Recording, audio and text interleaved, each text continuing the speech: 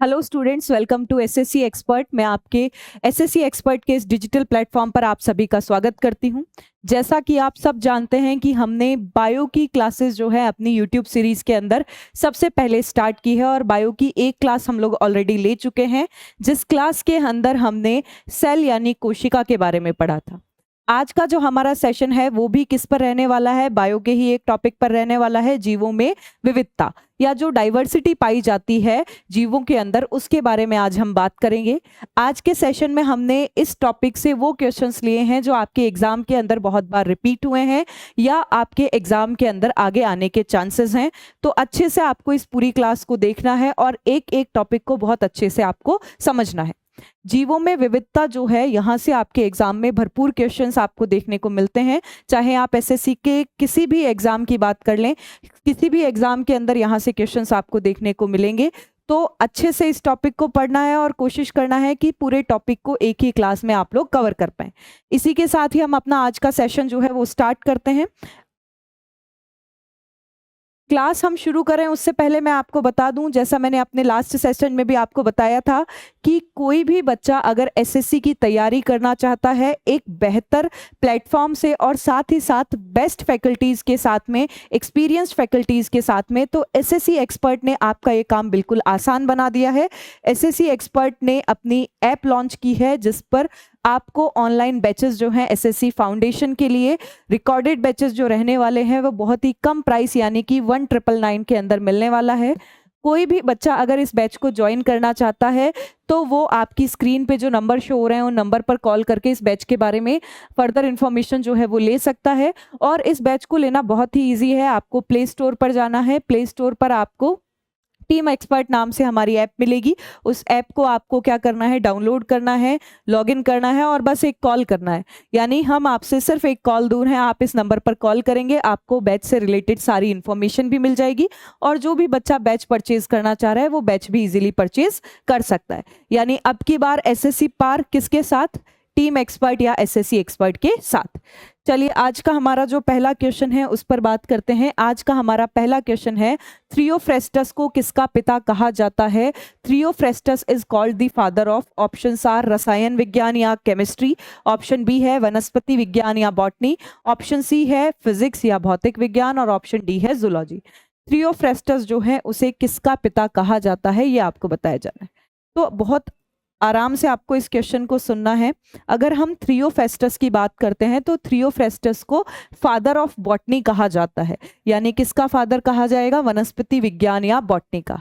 ऐसा क्यों कहा जाता है? क्योंकि थ्रियोफ्रेस्टस की एक बुक है जिसके अंदर उन्होंने बहुत सारे प्लांट्स के बारे में आपको बताया और उस बुक का नाम है एनक्वायरी इनटू प्लांट्स। बुक का क्या नाम है आपके पास में? Enquiry into plants.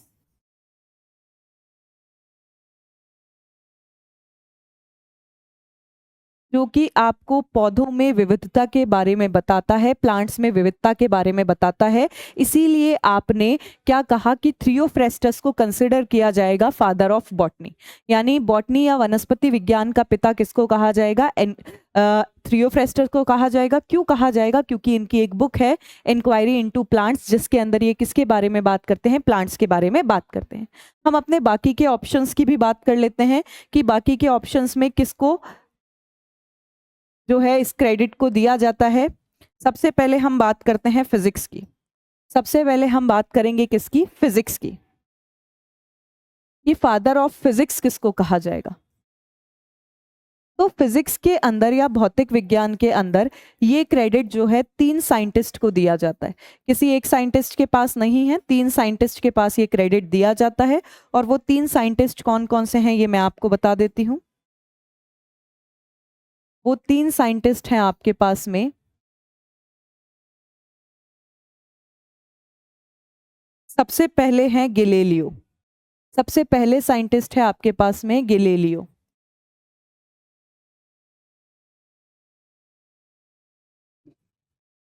दूसरे साइंटिस्ट आपके पास आ जाते हैं सर आइजैक न्यूटन या जिनको हम न्यूटन भी कहते हैं।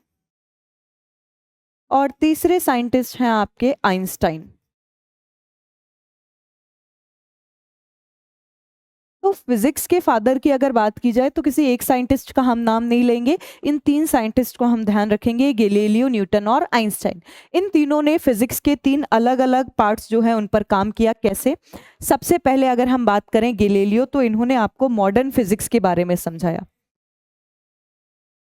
यानी कि आधुनिक भौतिकी के बारे में समझाया। फिर आ जाते हैं न्यूटन। न्यूटन ने लॉज ऑफ मोशन दिए, गति के नियम दिए। तो न्यूटन ने क्या किया, आपको क्लासिकल फिजिक्स के बारे में समझाया, यानी जो ओल्ड फिजिक्स है ना, चिरसम्मत भौतिकी जिसको कहा जाता है, उसके बारे में आपको किसने बताया? न्यूटन ने बताया। और आइंस्टाइन ने एक बहुत इंपॉर्टेंट कंसेप्ट दिया जिसको बोलते हैं एसटीआर थ्योरी या स्पेशल थ्योरी ऑफ रिलेटिविटी, सापेक्षिकता का सिद्धांत। तो ये तीन साइंटिस्ट आपको फिजिक्स के लिए ध्यान रखने हैं। अगर मैं बात करती हूँ जूलॉजी की, प्राणी शास्त्र जिसको कहा जाता है, तो जूलॉजी के फादर जो है या प्राणी शास्त्र के फादर जो है वो किसको कहा जाता है? अरिस्टोटल या अरस्तु को। किसको कहा जाएगा? अरिस्टोटल या अरस्तु को।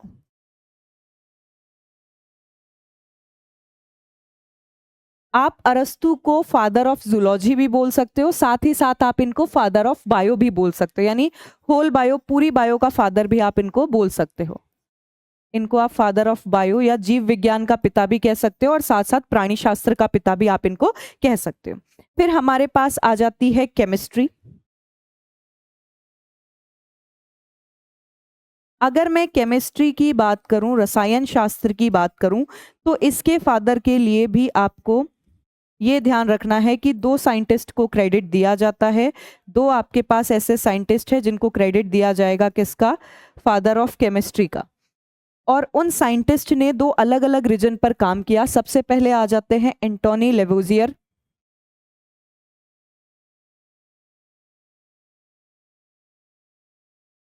और दूसरे हैं बॉयल्स। तो ये कुछ चीजें आपको एक्स्ट्रा ध्यान रखनी है अपने उस क्वेश्चन के अलावा। अगर वनस्पति विज्ञान या जी आपके पास में बॉटनी के लिए पूछा जाए तो थ्रियोफ्रेस्टस जो है उनको बोला जाएगा। क्यों? क्योंकि उनकी एक बुक है आपके पास में जो कि प्लांट्स के बारे में आपको बताती है या पौधों के बारे में आपको बताती है, जिसको आप बोलते हैं इंक्वायरी इनटू प्लांट्स। फिर उसके बाद में भौतिक विज्ञान या फिजिक्स के लिए आपको तीन साइंटिस्ट जो हैं, तीन आपके पास में ऐसे वैज्ञानिक हैं जिसको इसका क्रेडिट दिया जाता है। First is Galileo, then Newton, then Einstein. Galileo ने मॉडर्न फिजिक्स या आधुनिक भौतिकी को समझाया। न्यूटन ने लॉज ऑफ मोशन या फोर्स को समझाया, गति के नियम या बल को समझाया, तो ये क्लासिकल फिजिक्स के अंदर आ जाता है। और आइंस्टाइन जो है उन्होंने मॉडर्न थ्योरी ऑफ रिलेटिविटी दी, यानी कि सापेक्षिकता या अपेक्षिकता का आधुनिक सिद्धांत दिया, जिसको एसटीआर थ्योरी भी बोलते हैं, स्पेशल थ्योरी ऑफ रिलेटिविटी या अपेक्षिकता का सिद्धांत।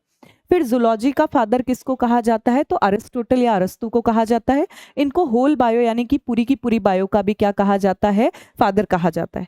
इन्होंने एक बुक लिखी जिस बुक का नाम था हिस्टोरिया एनिमलस।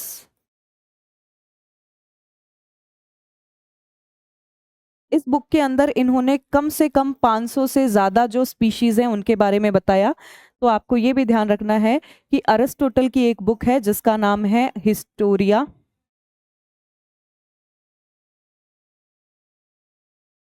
एनिमलस।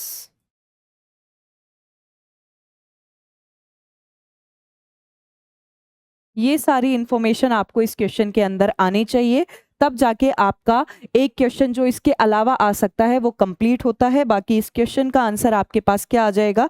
इस क्वेश्चन का आंसर आपके पास में आ जाएगा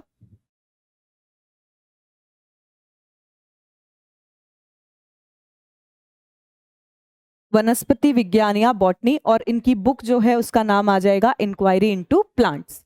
ये सारी इंफॉर्मेशन आपको यहाँ पर ध्यान रखनी है। आगे चलते हैं नेक्स्ट क्वेश्चन पे।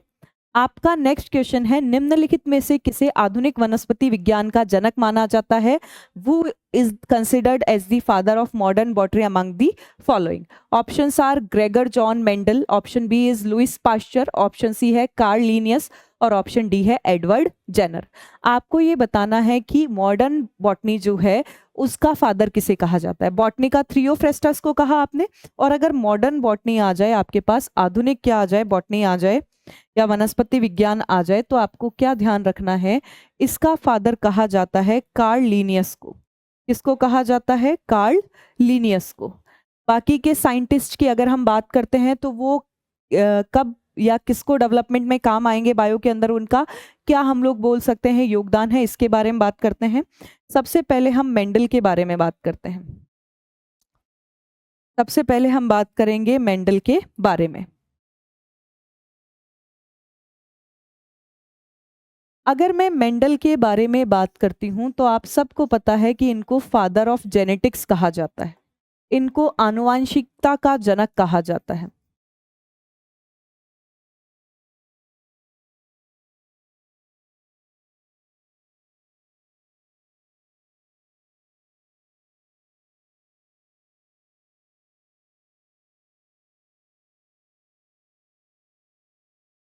उसके अलावा इन्होंने क्या किया था? एक्सपेरिमेंट किया मटर के पौधों पर।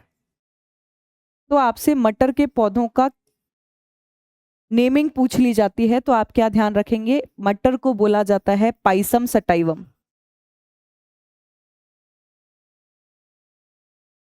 एक ये आपको ध्यान रखना है। इन्होंने आनुवांशिकता के लिए जो नियम दिया उसको बोला जाता है लॉ ऑफ इनहेरिटेंस, यानी आप ये बोल सकते हो कि इन्होंने लॉ ऑफ इनहेरिटेंस दिया या वंशागति का नियम।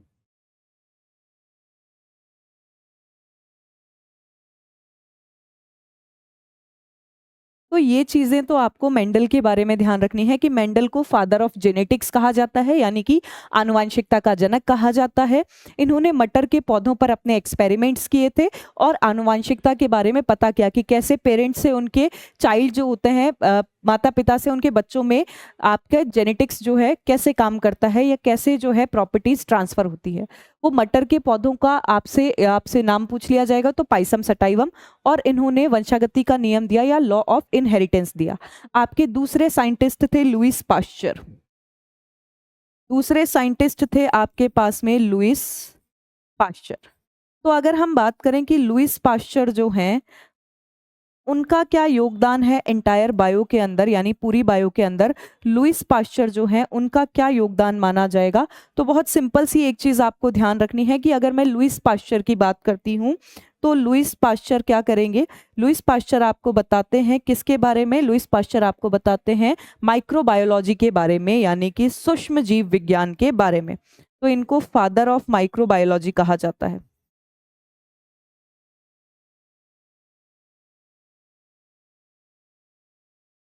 सूक्ष्म जीव विज्ञान का जनक कहा जाता है, ये आप ध्यान रखेंगे। एक चीज और जो लुईस पाश्चर के बारे में आप ध्यान रख सकते हैं वो क्या ध्यान रख सकते हैं? लुईस पाश्चर को फादर ऑफ माइक्रोबायोलॉजी तो कहा ही जाता है, साथ ही साथ इन्होंने दो वैक्सीन्स पर काम किया, या आप बोल सकते हो इन्होंने क्या किया? दो बीमारियां जो है उनके लिए वैक्सीन्स पर काम किया, एक है रेबीज, एक है एंथ्रेक्स, और जर्म थ्योरी भी इन्होंने दी थी। तो आप क्या क्या ध्यान रखेंगे कि इन्होंने जर्म थ्योरी दी, जिसको बोलते हैं रोगाणु सिद्धांत।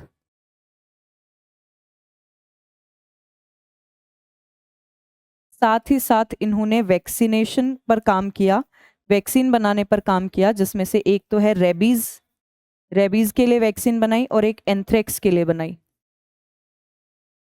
तो ये दो बीमारियों के लिए इन्होंने क्या बनाई? वैक्सीन बनाई। ध्यान रखना है आपको। सबसे पहले मेंडल, मेंडल को फादर ऑफ जेनेटिक्स, आनुवांशिकता का जनक कहा जाता है। इन्होंने मटर के पौधों में जो है जेनेटिक्स को समझाया, और मटर के पौधों को आप अगर नेमिंग करना चाहें तो पाइसम सटाइवम बोल सकते हैं, और इन्होंने लॉ ऑफ इनहेरिटेंस दिया। फिर लुईस पाश्चर, लुईस पाश्चर को फादर ऑफ माइक्रोबायोलॉजी या सूक्ष्म जीव विज्ञान का जनक कहा जाता है। इन्होंने जर्म थ्योरी दी और वैक्सीन्स पर काम किया, और वैक्सीन इन्होंने किस किस की दी? रेबीज और आपका एंथ्रेक्स की। उसके बाद में तीसरा क्या है आपके पास में? अगर मैं तीसरे की बात करूं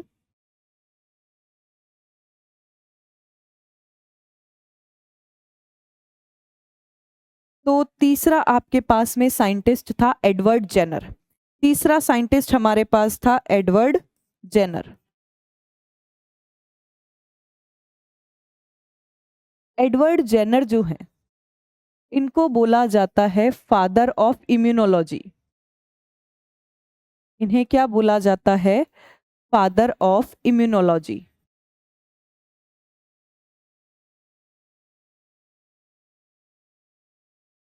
ये कहा जाता है एडवर्ड जेनर को। इन्होंने क्या किया? इन्होंने काम किया, स्मॉल पॉक्स नाम की एक बीमारी होती थी उसकी वैक्सीन पर, जिसको चेचक भी कहा जाता है। इसकी वैक्सीन जो है किसने बनाई थी? एडवर्ड जेनर ने बनाई थी, स्मॉल पॉक्स की, जिसको चेचक भी कहा जाता है। इसकी वैक्सीन पर इन्होंने काम किया था और इन्होंने क्या किया? 1796 के अंदर इसकी फर्स्ट जो वैक्सीन है वो बनाई। 1796 के अंदर इन्होंने फर्स्ट वैक्सीन बनाई और 1780 या 90 तक आपका जो चेचक या स्मॉल पॉक्स था वो कंप्लीटली खत्म हो गया। इसका मतलब इनको फादर ऑफ इम्यूनोलॉजी कहा जाएगा। तो ये चीजें आपको ध्यान रखनी है। इसके अलावा जो आपने क्वेश्चन किया उसका आंसर आपने क्या लिखा? उसका आंसर आपने लिखा कार्ल लीनियस। कार्ल लीनियस ने बाइनोमियल नोमेनक्लेचर को समझाया, यानी द्विपद नामकरण को समझाया। तो ये भी मैं आपको बता देती हूँ कि सबसे पहले मेंडल फादर ऑफ जेनेटिक्स, आनुवंशिकता का जनक, पाइसम सटाइवम मटर को law of inheritance, Louis Pasteur father of microbiology, सूक्ष्म जीव विज्ञान यानी कि बहुत छोटे वाले जो जीव होते हैं उनके बारे में बताएगा।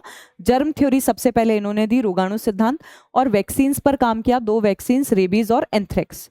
उसके बाद में एडवर्ड जेनर को इम्यूनोलॉजी का फादर कहा जाता है, स्मॉल पॉक्स पर काम किया, चेचक जिसको बोलते हैं, इसकी वैक्सीन बनाई 1796 के अंदर।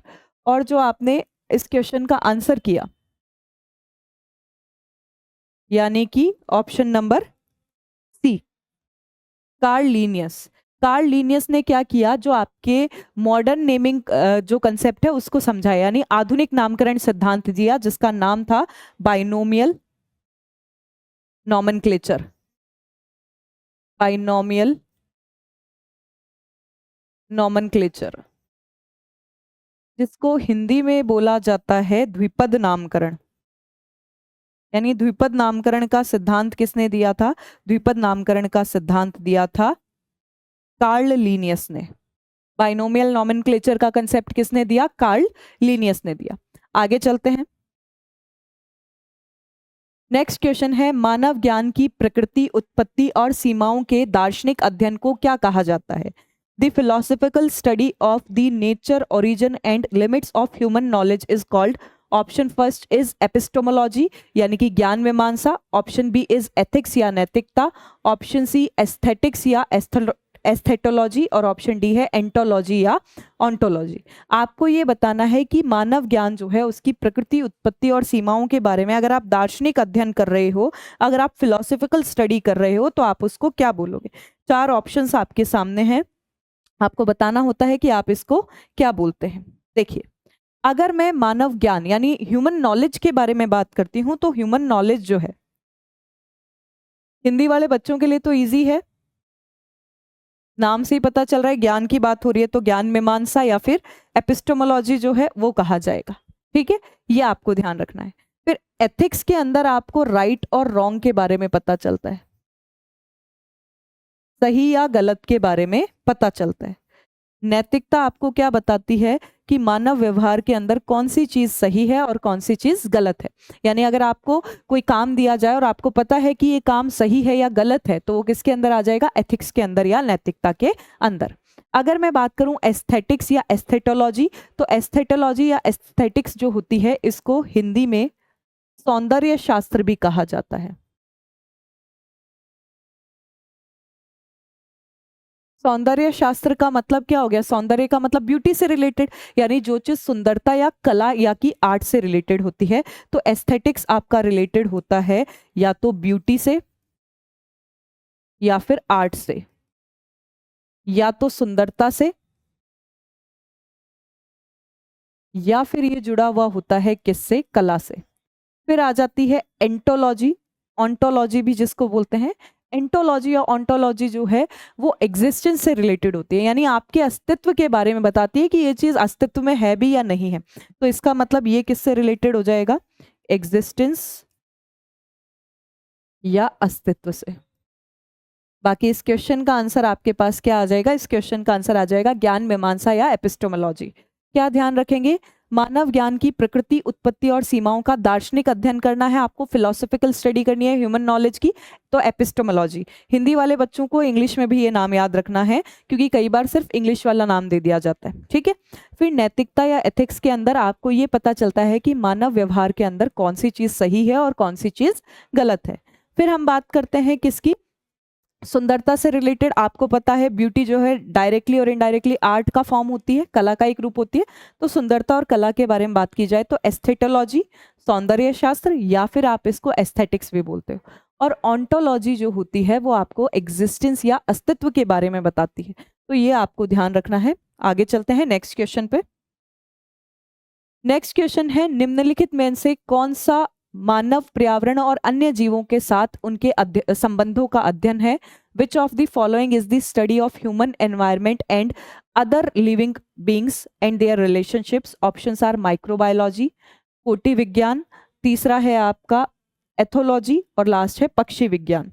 ऑप्शंस क्या क्या हैं आपके पास? माइक्रोबायोलॉजी, इकोलॉजी, एथोलॉजी या आपका ऑर्निथोलॉजी। आपको बताना है कि इनमें से कौन सा मानव, पर्यावरण और अन्य जीवन के साथ जो संबंध है उसको दर्शाता है। देखिए, अगर मैं बात करूं ह्यूमन और एटमॉस्फेयर या एनवायरनमेंट के बारे में, तो ह्यूमन और एनवायरनमेंट जो है उसके बीच में रिलेशनशिप बिठाता है कौन? कोटि विज्ञान, जिसको हिंदी में पारिस्थितिकी भी कहा जाता है, जिसको हिंदी में पारिस्थितिकी भी कहा जाता है, या फिर इकोलॉजी जिसको कहा जाता है। यानी आपका आंसर आ जाएगा ऑप्शन नंबर बी। यहाँ पर कुछ एक्स्ट्रा चीजें आपको ध्यान रखनी है जो आपसे कई बार एग्जाम्स में पूछी जा सकती है, वो मैं आपको बता देती हूँ कि कौन कौन सी एक्स्ट्रा चीजें आपको ध्यान रखनी है। अगर मैं बात करूं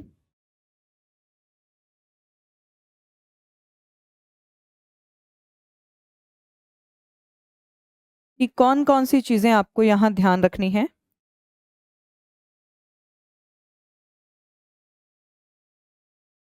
सबसे पहले इकोलॉजी या पारिस्थितिकी के बारे में थोड़ी सी बात कर ली जाए।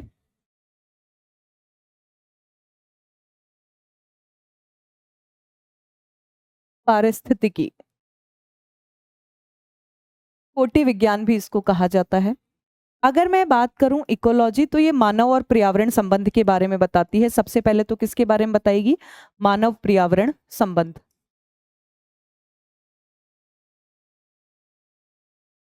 ठीक है, यानी human environment relation.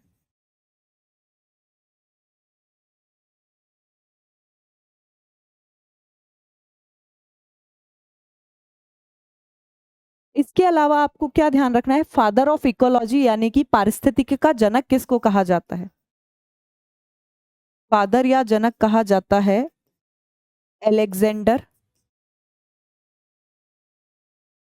Von Humboldt को।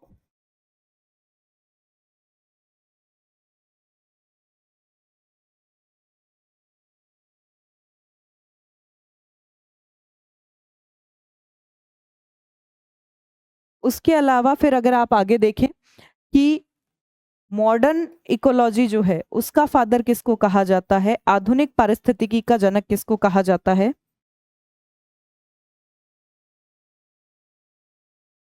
तो आधुनिक पारिस्थितिकी के लिए आप क्या नाम लेते हैं? Eugene P Odum.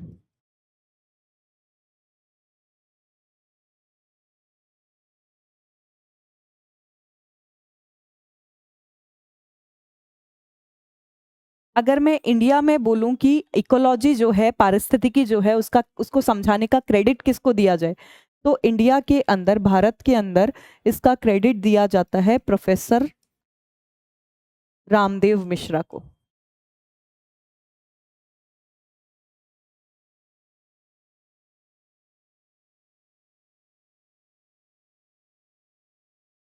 तो आपको ये सारी एडिशनल इंफॉर्मेशन भी इकोलॉजी के बारे में, पारिस्थितिकी के बारे में ध्यान होनी चाहिए। सबसे पहले ये ह्यूमन एनवायरनमेंट रिलेशन यानी कि मानव पर्यावरण संबंध के बारे में बताता है। इसको जो फादर माने जाते हैं या इकोलॉजी, पारिस्थितिकी को समझाने का जो क्रेडिट है वो किसको दिया जाता है? अलेक्जेंडर वॉन हम्बोल्ट को दिया जाता है। मॉडर्न इकोलॉजी को यूजीन पी ओडम ने समझाया और इंडिया में इसको समझाने का क्रेडिट किसको दिया जाता है? प्रोफेसर रामदेव मिश्रा जो है उनको दिया जाता है। इथोलॉजी की अगर हम बात करें, बाकी जो ऑप्शंस हैं उन पर भी काम कर लेते हैं एक बार। बाकी के ऑप्शंस पर भी थोड़ा सा काम कर लिया जाए। अगर मैं बात करती हूँ किसकी? इथोलॉजी की, तो एक होता है इथोलॉजी, एक होता है एंथोलॉजी। अगर मैं इथोलॉजी की बात करती हूँ तो वो किसको समझाएगा? वो समझाएगा पशु विज्ञान को।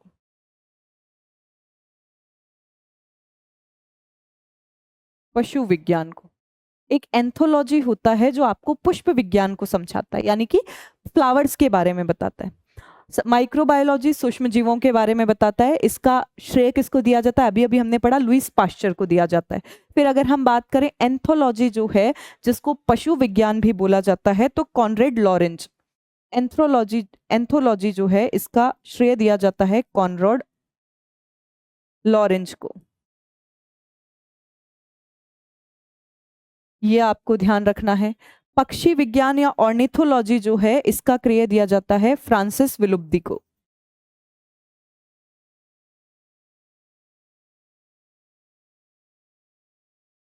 अगर इंडिया के अंदर आपसे ऑर्निथोलॉजी या पक्षी विज्ञान का जनक पूछा जाए तो इंडिया के अंदर इसका नाम है डॉक्टर सलीम अली।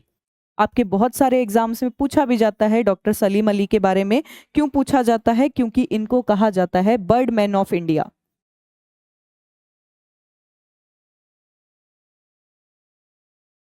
क्या कहा जाता है इनको? बर्डमैन ऑफ इंडिया कहा जाता है। तो आपको ये सारी एडिशनल इंफॉर्मेशन यहाँ पर ध्यान रखनी है। क्या क्या ध्यान रखेंगे? कि सबसे पहले मानव, पर्यावरण और अन्य जीवों का उनके साथ संबंध या सहसंबंध जो होते हैं उनके बारे में कौन बताता है? ह्यूमन एनवायरमेंट रिलेशंस के बारे में इकोलॉजी बताती है, पारिस्थितिकी बताती है, जिसको कोटि विज्ञान कहते हैं।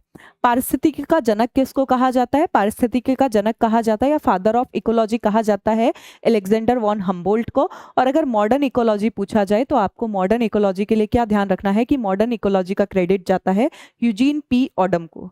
उसके बाद में इंडिया के अंदर अगर पूछा जाए कि इकोलॉजी को समझाने का क्रेडिट किसको दिया जाता है, देन आप लोगों को बताना है कि प्रोफेसर रामदेव मिश्र जो है उनको इसका क्रेडिट जो है वो दिया जाता है। फिर इकोलॉजी से थोड़ा सा आप आगे बढ़ेंगे तो आपके पास आ जाती है माइक्रोबायोलॉजी। माइक्रोबायोलॉजी सूक्ष्म जीवों के बारे में आपको बताती है, जिसका क्रेडिट दिया जाता है किसको? लुईस पाश्चर को। एंथोलॉजी की बात करते हैं। एक होती है एंथोलॉजी, एक होती है इथोलॉजी। यहाँ पर ये इथोलॉजी है। क्या है? इथोलॉजी। इथोलॉजी की बात करते हैं तो इथोलॉजी पशु विज्ञान यानी पशुओं के बारे में बताता है और इसका क्रेडिट जाता है कॉनरेड लॉरेंज को। फिर पक्षी विज्ञान या फिर ऑर्निथोलॉजी, इसका क्रेडिट फ्रांसिस विलुप्दी को जाता है और इंडिया के अंदर इसका क्रेडिट जाता है डॉक्टर सलीम अली को, जिसके कारण इन्हें बर्डमैन ऑफ इंडिया भी कहा जाता है। फिर मैंने कहा एक इथोलॉजी होता है, एक एंथोलॉजी होता है। एंथ्रोलॉजी जो होता है वो पुष्पों के लिए होता है, तो ये भी मैं ऊपर लिख देती हूँ। एंथोलॉजी जो होता है वो होता है फॉर फ्लावर्स, पुष्पों के लिए। ये चीजें आपको इसके अंदर ध्यान रखनी है। आगे चलते हैं। नेक्स्ट क्वेश्चन है, निम्नलिखित में से कौन सा शब्द पशु व्यवहार के जीविक अध्ययन का सबसे अच्छा वर्णन करता है? Which of the following term best describes the scientific study of animal behaviour? Options are ethology, option B मानव जाति, ऑप्शन सी कोटि विज्ञान या ऑप्शन डी है ethology. Options are ethology, anthropology, ethnology या एथोलॉजी। तो मैंने अभी अभी आपको बताया कि पशुओं के बारे में इथोलॉजी के अंदर पढ़ा जाता है और ऑप्शन ए और डी जो है सेम है, इथोलॉजी लिखा हुआ है। तो ऑप्शन ए और डी दोनों इसके आंसर हो जाएंगे। इथोलॉजी जो है वो आपके पास इसका आंसर आ जाएगा। कोटि विज्ञान जो है इसको इकोलॉजी कहा जाता है। ये अभी अभी हमने पढ़ा, मानव और पर्यावरण के मध्य संबंध को दर्शाएगा। और मानव जाति या एंथ्रोपोलॉजी जो है वो ह्यूमन डेवलपमेंट के बारे में बताती है। मानव का विकास पीढ़ी बाय पीढ़ी कैसे हुआ है इसके बारे में आपको बताती है।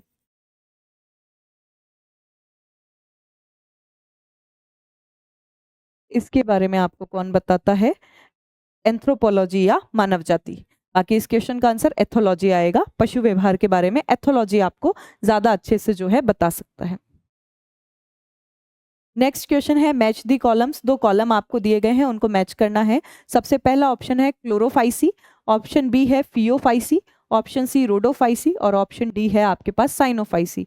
और कॉलम बी के अंदर आपको दिया हुआ है ब्राउन एल्गाई यानी कि भूरे शैवाल, ग्रीन एल्गाई यानी कि हरे शैवाल, तीसरा है ब्लू ग्रीन एल्गाई यानी कि नील हरित शैवाल और लास्ट है रेड एल्गाई यानी कि लाल शैवाल। आपको ये बताना है कि कौन सा ए कॉलम का जो एलिमेंट है वो बी कॉलम से ऐड होगा। ए कॉलम का एलिमेंट बी कॉलम से ऐड होगा।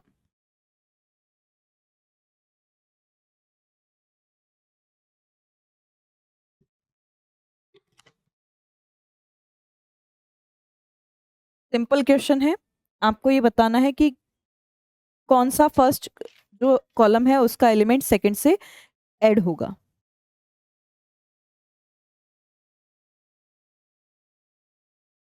देखिए, अगर मैं बात करूं क्लोरोफाइसी, क्लोरोफाइसी क्लोरोफिल से रिलेटेड है और क्लोरोफिल जो है ग्रीन जो एल्गाई है उसको जनरेट करता है, यानी क्लोरोफाइसी का आपके पास आ जाएगा ग्रीन एल्गाई या हरे शैवाल।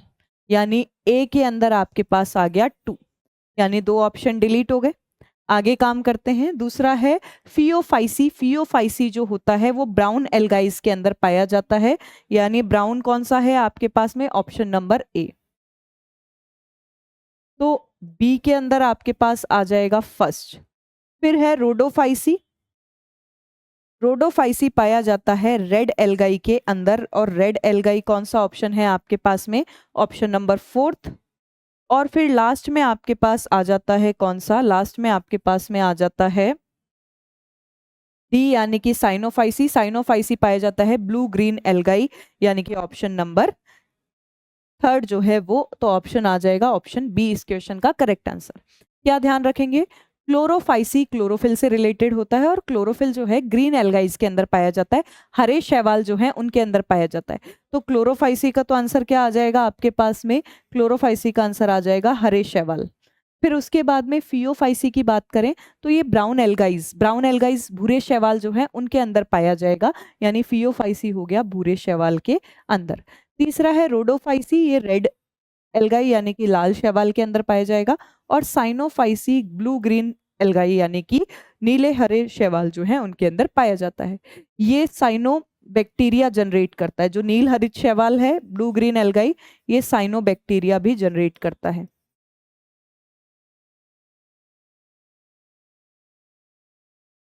एक ये चीज आपको एक्स्ट्रा ध्यान रखनी है कि ये साइनोबैक्टीरिया को जनरेट करेगा। क्यों ध्यान रखनी है, क्योंकि कई बार पूछ लिया जाता है आपसे। और ब्राउन एल्गाई कहाँ पाए जाते हैं ये भी पूछ लिया जाता है। ब्राउन एल्गाई या भूरे शैवाल जो होते हैं इनको समुद्री शैवाल भी बोलते हैं।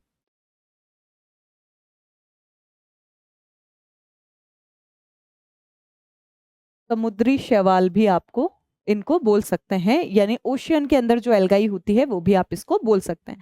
तो आपके पास इस क्वेश्चन का आंसर आ जाएगा ऑप्शन बी। ऑप्शन बी में एक छोटा सा करेक्शन आपको करना है कि सी आपके पास में बी जो है इसको 1 कर देना है।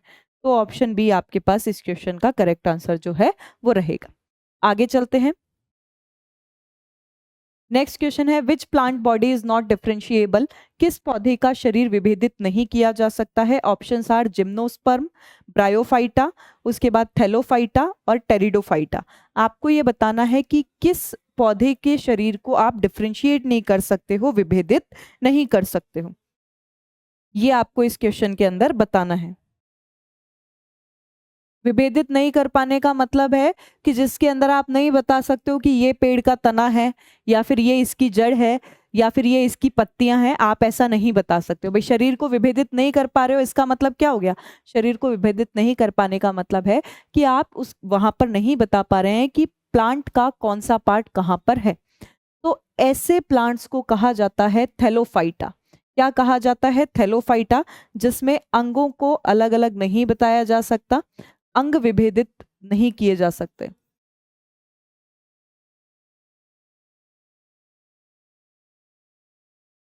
नहीं किए जा सकते, पार्ट्स को डिफरेंशिएट नहीं कर सकते हैं आप लोग। थैलोफाइटा के एग्जाम्पल्स में आपके पास आ जाता है एल्गाई। यानी कि शैवाल। अब अगर मैं आपको शैवाल दे दूं तो क्या आप बता सकते हो कि इसका तना कहाँ पर है, इसकी पत्तियां कहाँ पर है, या इसकी जड़ कहाँ पर है? आप नहीं बता सकते हो। तो थैलोफाइटा क्या होते हैं? थैलोफाइटा वो आपके पास में प्लांट्स होते हैं जिनके शरीर को विभेदित नहीं किया जा सकता है, या फिर जिनके आप बॉडी पार्ट्स जो हैं उनको डिफ्रेंशिएट नहीं कर सकते हो। और इसको इसके एग्जाम्पल में सबसे अच्छा एग्जाम्पल है एल्गाई। एल्गाई इसका एग्जाम्पल इसलिए क्योंकि उसमें भी आप नहीं बता सकते हो कि कौन सा बॉडी पार्ट जो है वो कहाँ पर होगा। इसके आगे चलते हैं नेक्स्ट क्वेश्चन पर।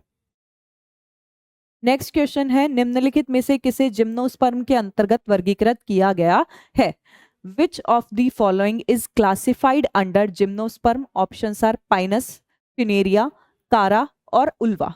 आपको ये बताना है कि जिम्नोस्पर्म के अंतर्गत किसको नहीं रखा गया है और किसको रखा गया है।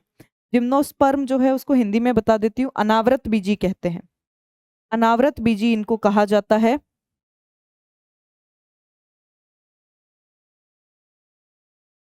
देखो, बहुत सिंपल सी चीज है। सबसे पहले आपको यहां पर समझना होगा कि व्हाट इज जिम्नोस्पर्म्स।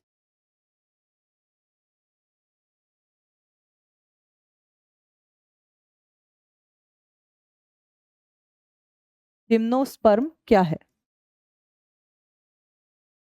जिम्नोस्पर्म को अनावृत बीजी भी कहा जाता है। हिंदी वाले बच्चों के लिए इसको अनावर्त बीजी भी कहा जाता है। कुछ प्लांट्स ऐसे होते हैं जिसके अंदर बीज जो है फ्रूट के अंदर नहीं होके बाहर होता है, यानी बाहर खुले में होता है बीज, या उसका सीड जो है वो अंदर नहीं होगा फ्रूट के अंदर, वो बाहर होगा। तो ऐसे प्लांट्स जिनके बीज अंदर नहीं होते हैं, जिनके सीड्स अंदर नहीं होते हैं फ्रूट के, उनको क्या बोला जाता है? जिम्नोस्पर्म या अनावृत बीजी। क्या होगा? ऐसे पौधे जिनके बीज फल के अंदर नहीं होते,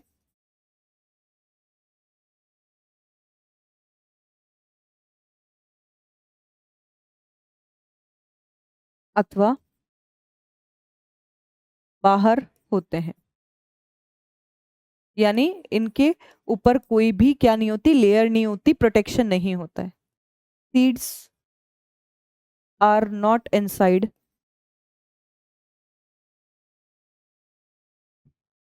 फ्रूट्स, इट इज आउटसाइड। ये आपको जिम्नोस्पर्म के बारे में ध्यान रखना है। फिर जिम्नोस्पर्म के अंतर्गत किसको डिफरेंशिएट किया जाएगा, उसके लिए इसका एग्जाम्पल चीड़ का पेड़, ये इसका एग्जाम्पल माना जा सकता है। क्यों? क्योंकि चीड़ के पेड़ के अंदर भी बीज जो होते हैं वो अंदर नहीं होके कहाँ होते हैं? बाहर होते हैं। बाकी इनमें से किसको माना जाता है? तो आपको ध्यान रखना है पाइनस को माना जाता है। पाइनस क्या माना जाता है? जिम्नोस्पर्म के अंतर्गत आता है, ये आपको ध्यान रखना है। बाकी फिनोरिया जो है ब्रायोफाइटा है, और कारा और ओल्वा थैलोफाइटा है। आपको क्या ध्यान रखना है? फ्यूनेरिया जो है ये ब्रायोफाइटा है।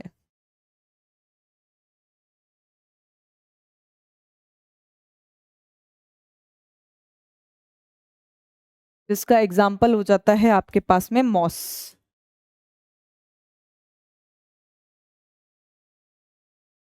और उसके बाद में कारा और उल्वा जो है थैलोफाइटा है। और थैलोफाइटा का एग्जाम्पल अभी अभी हमने देखा क्या था? एल्गाई या शैवाल। तो ये कुछ चीजें आपको इस क्वेश्चन में ध्यान रखनी है। बाकी इस क्वेश्चन का आंसर होगा ऑप्शन नंबर ए या पाइनस। क्या क्या ध्यान रखेंगे आप? जिम्नोस्पर्म क्या होता है? सबसे पहले अनावृत बीजी, यानी जिसके अंदर बीज के ऊपर कोई आवरण नहीं होता, सीड के ऊपर कोई लेयर या प्रोटेक्शन नहीं होता। तो अगर सीड के ऊपर लेयर या प्रोटेक्शन नहीं है, इसका मतलब वो कहाँ है? अंदर है। फ्रूट के सॉरी, अगर सीड के ऊपर कोई प्रोटेक्शन या लेयर नहीं है, दैट मीन्स वो सीड के अंदर, सीड जो है फ्रूट के अंदर ना होकर कहाँ है? फ्रूट से बाहर है। इसके बाद में अगर इसके एग्जाम्पल्स की बात करूं तो इसके एग्जाम्पल के अंदर चीड़ का पेड़ सबसे बेस्ट इसका एग्जाम्पल माना जाता है। और अगर इन ऑप्शंस की बात करें तो हमारे पास इसका आंसर आ जाएगा पाइनस। उसके अलावा आप क्या ध्यान रखेंगे? फ्यूनेरिया जो है, फ्यूनेरिया को ब्रायोफाइटा के अंतर्गत माना जाता है। ब्रायोफाइटा का एग्जाम्पल अगर मैं लूंगी तो मॉस, आप ब्रायोफाइटा का एग्जाम्पल ले सकते हैं। फिर अगर मैं बात करूं कारा और उल्वा की, तो कारा और उल्वा जो है it is a type of algae, शैवाल के अंतर्गत आते हैं, दैट मीन्स थैलोफाइटा के ये क्या हो जाएंगे एग्जाम्पल। और आपका इस क्वेश्चन का आंसर आ जाएगा पाइनस या ऑप्शन नंबर ए। आगे चलते हैं नेक्स्ट क्वेश्चन पर। नेक्स्ट क्वेश्चन है हाइफी है, हाइफीज आर प्रोड्यूस्ड बाय यीस्ट, खमीर द्वारा उत्पादित fine threads formed by many fungi, कई कवकों द्वारा निर्मित पतले धागे। रिप्रोडक्टिव सेल्स, कई कवकों द्वारा निर्मित पतले रिप्रोडक्टिव सेल्स प्रजनन कोशिकाएं, responsible for preventing cells of losing water under moist conditions, आर्द्र परिस्थितियों में कोशिकाओं को पानी खोने से रोकने के लिए उत्तरदायी। आपको ये बताना है हाइफी जो यहाँ पर टर्म लिखी हुई है वो इनमें से किसको रिप्रेजेंट करती है। पहला ऑप्शन यहाँ पर है यीस्ट के द्वारा जनरेट होगी, दूसरा ऑप्शन है आपके पास में कि पतले धागे होंगे कवकों द्वारा निर्मित, तीसरा ऑप्शन है प्रजनन कोशिकाएं रिप्रोडक्टिव सेल्स होंगी, चौथा ऑप्शन आपके पास में क्या है कि मॉइस्ट कंडीशंस के अंदर सेल को वाटर लूज करने से रोकेगी, आर्द्र परिस्थितियों में जो आपकी कोशिकाएं हैं उनको पानी खोने से रोकती है। आपको ये बतानी है कि ये किसके अंतर्गत आती है। तो आपको ध्यान रखना है हाइफी होता है कवकों द्वारा निर्मित पतले धागे। क्या होता है हाइफी, आपके पास में fine threads formed by many fungi. आप एक चीज और ध्यान रखेंगे, फंगाई या कवक जो होते हैं वो क्या करते हैं, थिन थ्रेड बनाते हैं,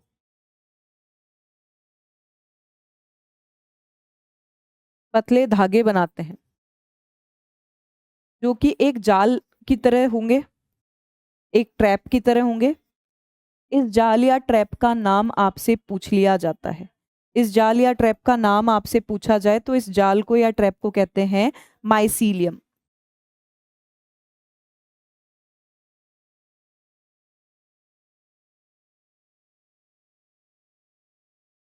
तो ये आपको ध्यान रखनी है, ये चीजें आपको इसके अंदर ध्यान रखनी है। क्या क्या ध्यान रखेंगे, हाइफीज क्या होते हैं, हाइफीज में सबसे पहले आपको ध्यान रखना है कि कई कवक मिलकर क्या बनाते हैं, पतले पतले धागे बनाते हैं, और ये जो पतले पतले धागे होते हैं ये एक जाल बुनते हैं, एक ट्रैप बनाते हैं, और इस जाल को या ट्रैप को आप माइसीलियम कह सकते हो। तो आपका इस क्वेश्चन का आंसर तो आ जाएगा ऑप्शन नंबर बी। और उसके अलावा जो एक्स्ट्रा इन्फॉर्मेशन आपको ध्यान रखनी है वो यहाँ पर लिखी हुई है। क्या सबसे ज्यादा ध्यान रखना है माइसीलियम के बारे में, इसका नाम पूछा जा सकता है माइसीलियम की thin threads formed by, thin thread forms by fungi are called, या फिर किसी भी कवक द्वारा निर्मित पतले धागों को क्या कहा जाता है, माइसीलियम कहा जाता है।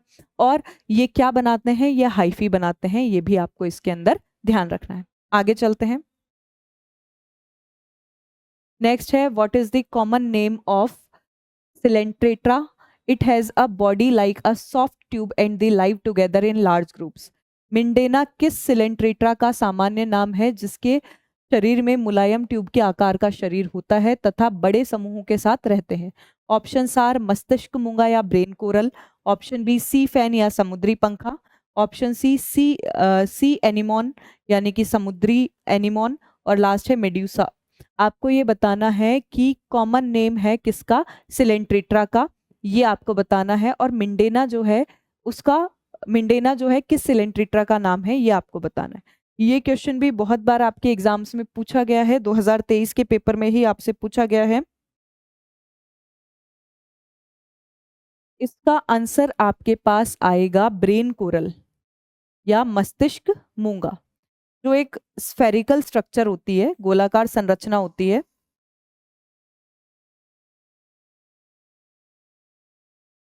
स्फेरिकल स्ट्रक्चर या गोलाकार संरचना होगी, ये आपको ध्यान रखना है। इसके अलावा आप क्या ध्यान रखते हैं, ये कॉमन नाम है इसका, है ना, आप मैक्सिमम इस नाम से इसको बुला सकते हैं, ब्रेन कोरल के नाम से या मस्तिष्क मूंगा जो है उसके नाम से। मी एंड्रीना नाइडेरियो संघ का जंतु होता है, ये भी आपको ध्यान रखना है। मी एंड्रीना नाइडेरियो संघ का जंतु है।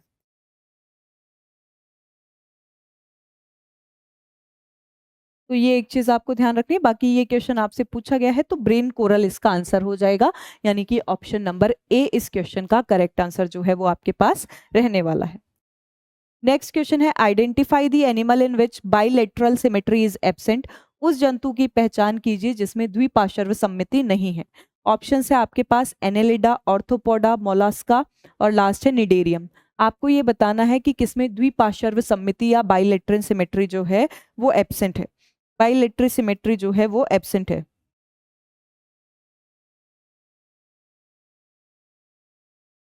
ये आपको इस क्वेश्चन के अंदर बताना है। अब देखो, इस क्वेश्चन को सॉल्व करने के लिए सबसे पहले हमें क्या पता होना चाहिए कि भाई ये बाइलेटरल सिमेट्री है क्या।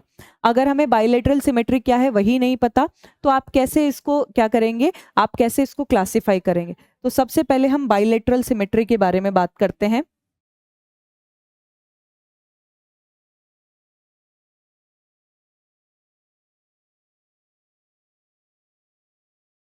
या द्विपार्श्विक सम्मति। जब भी किसी ऑर्गेनिज्म को दो इक्वल पार्टों में कट कर दिया जाए, दो बराबर भागों में बांट दिया जाए लेफ्ट और राइट में, तो वो बाइलेटरल सिमेट्री कहलाती है। किसी जीव को दो बराबर भागों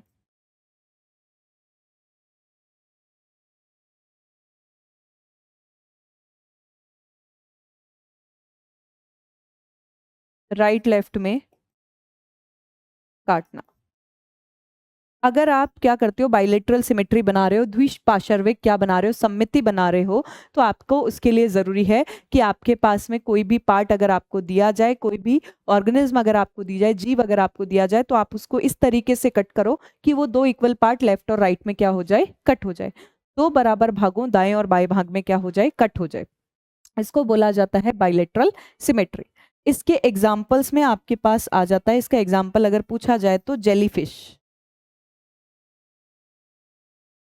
जेलीफिश इसका एग्जाम्पल है।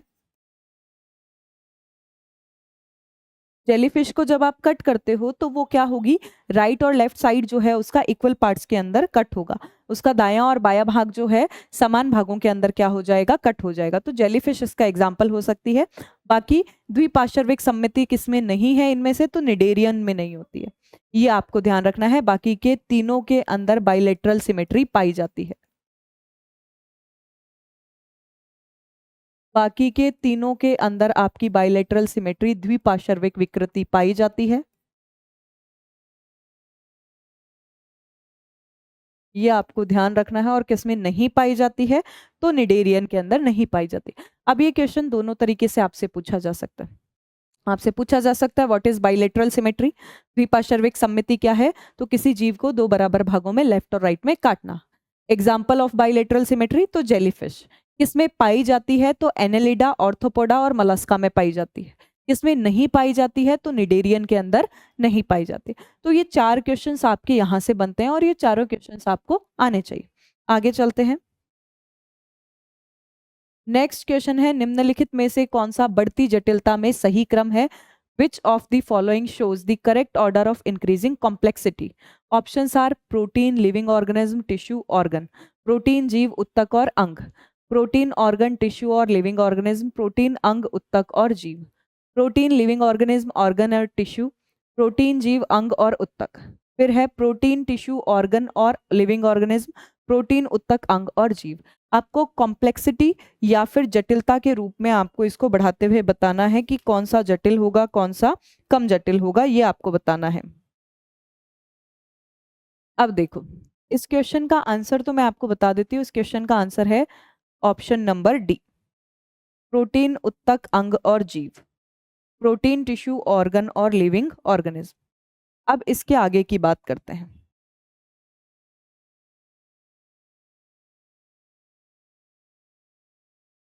प्रोटीन, टिश्यू, ऑर्गन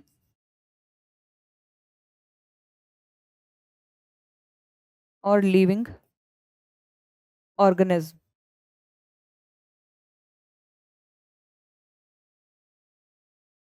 हिंदी में प्रोटीन, उत्तक, अंग और जीव। अब अगर मैं इनके काम की बात करूं कि भाई ये कैसे काम करेंगे, प्रोटीन क्या होता है? Protein is a chemical level. Protein होता है एक रासायनिक स्तर। रासायनिक स्तर का मतलब हो गया मॉलिक्यूल हो गया, ये केमिकल लेवल होता है, रासायनिक स्तर होता है, यानी मॉलिक्यूल या अणु का काम करेगा। फिर अगर हम बात करें, हमने लास्ट क्लास में पढ़ा था, यानी जब हमारी फर्स्ट बायोलॉजी की क्लास हुई थी उसमें हमने क्या पढ़ा था कि आपके पास में अगर हम किसी भी लिविंग ऑर्गेनिज्म का सबसे छोटा पार्ट माने बॉडी का, तो वो होता है सेल। किसी भी जीवित जंतु जो है या जीवित जीव जो है उसके शरीर का सबसे छोटा भाग होता है कोशिका। और जब ग्रुप ऑफ सेल्स मिलती है, कोशिकाओं का समूह मिलता है, तो वो क्या बना देते हैं? टिश्यू या उत्तक। तो आपके पास टिश्यू क्या हो जाएगा? ग्रुप ऑफ सेल्स या कोशिकाओं का समूह।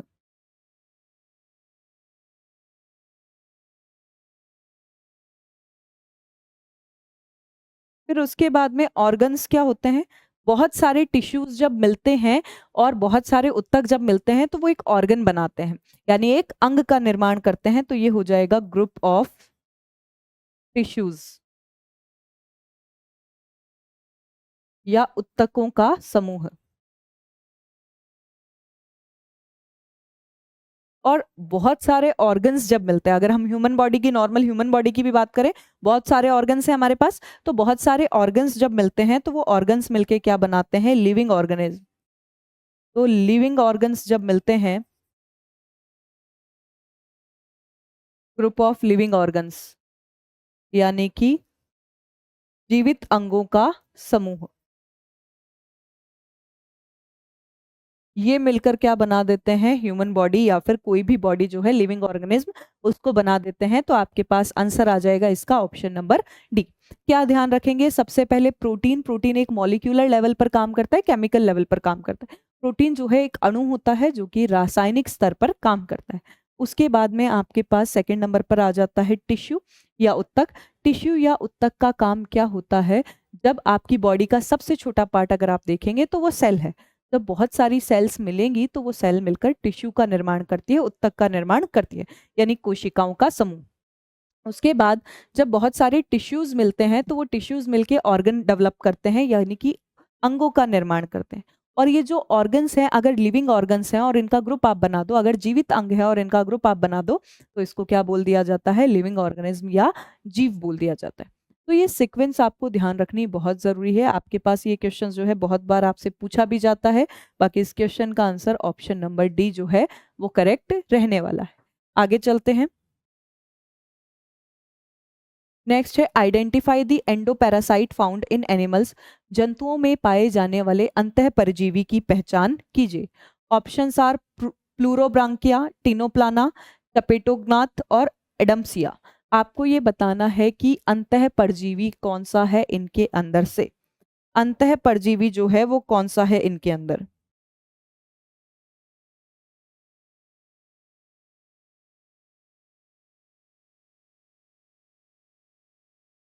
देखो, अब इस क्वेश्चन का आंसर हम दें उससे पहले हमको ये तो पता हो एंडोपैरासाइट्स या अंतः परजीवी क्या होते हैं। तो पहले हम एंडोपैरासाइट्स के बारे में पढ़ते हैं।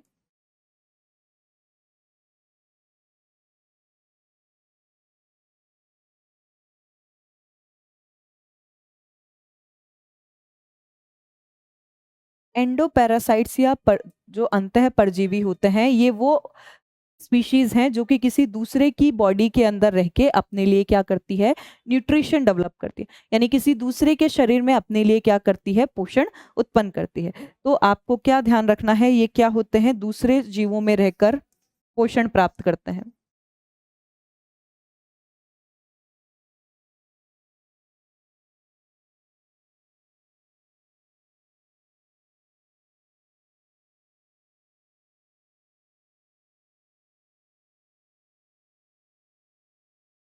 दूसरे जीवों के शरीर में रहकर पोषण क्या करते हैं?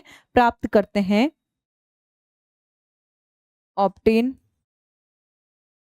Nutrition inside body of other organism.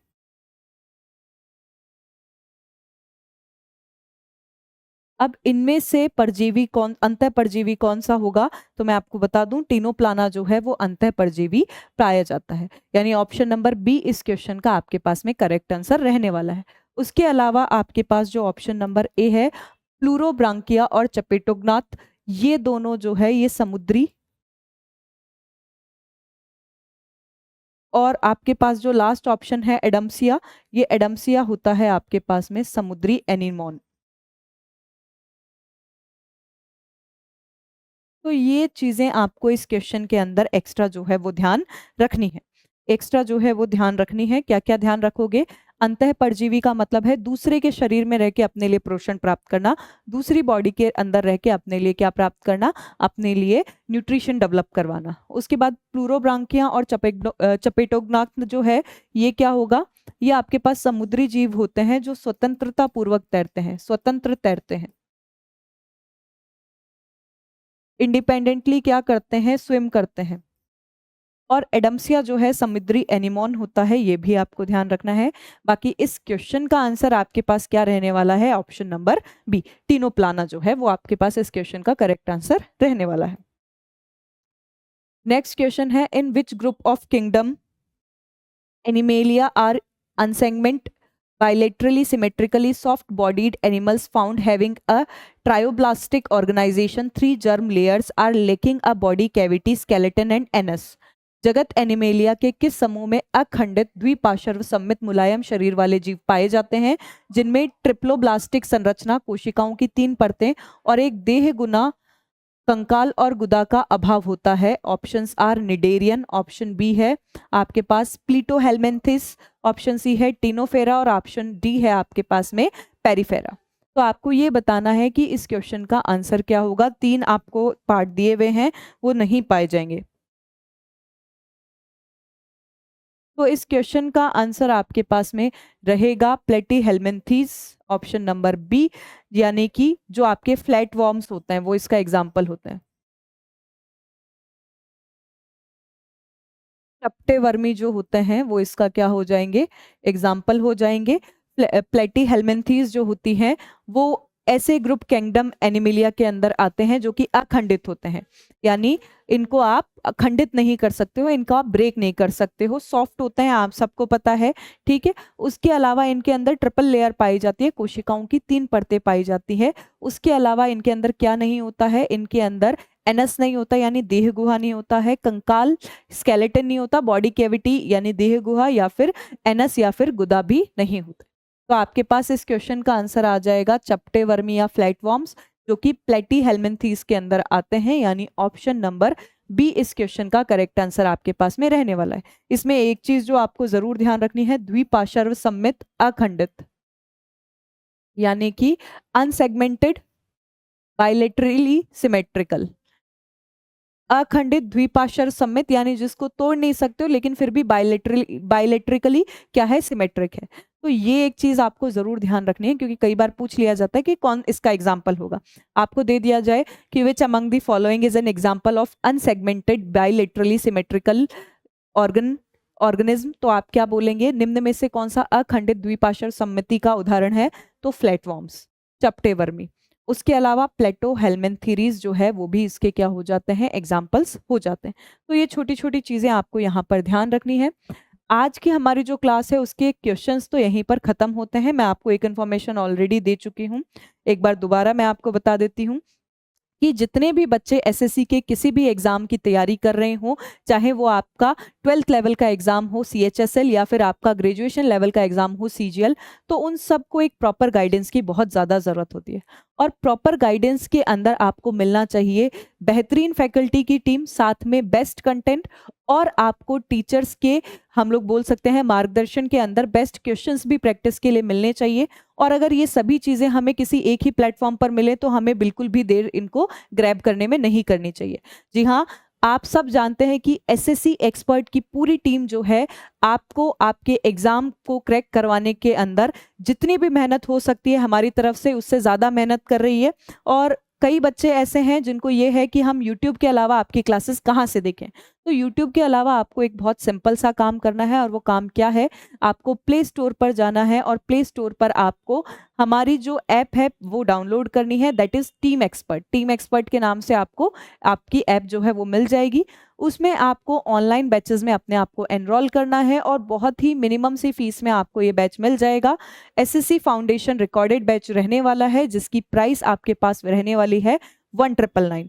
इस 1999 के अंदर आपको सभी सब्जेक्ट्स की प्रॉपर क्लासेस मिलेंगी विथ बोर्ड पीडीएफ, और आपको रिकॉर्डेड क्लासेस मिलेंगी बोर्ड पीडीएफ के साथ। हर सब्जेक्ट के आपको प्रॉपर क्वेश्चंस मिलेंगे, यानी कि जो टॉपिक आपने पढ़ लिया उसके क्वेश्चंस भी आपको प्रैक्टिस के लिए मिलेंगी। साथ ही साथ बेहतरीन और एक्सपीरियंस्ड फैकल्टी जो है उनका आपको मार्गदर्शन भी मिलेगा, जिसमें आपको ये बताया जाएगा कि आप अपनी प्रिपरेशन को और स्ट्रॉन्ग कैसे कर सकते हैं। इसके अलावा अगर आपको इस बैच से रिलेटेड और भी कोई इन्फॉर्मेशन चाहिए तो आपकी स्क्रीन पर एक नंबर शो हो रहा है, आप इस नंबर पर कॉल करके बाकी की इन्फॉर्मेशन भी ले सकते हैं। आई होप आपको आज की क्लास जो है बहुत अच्छे से समझ आई होगी। आज की क्लास जो है हमारी यहीं पर खत्म होती है, और इसके आगे वाले जो क्वेश्चंस हैं वो हम अपने आने वाले सेशंस में करेंगे। Thank you so much.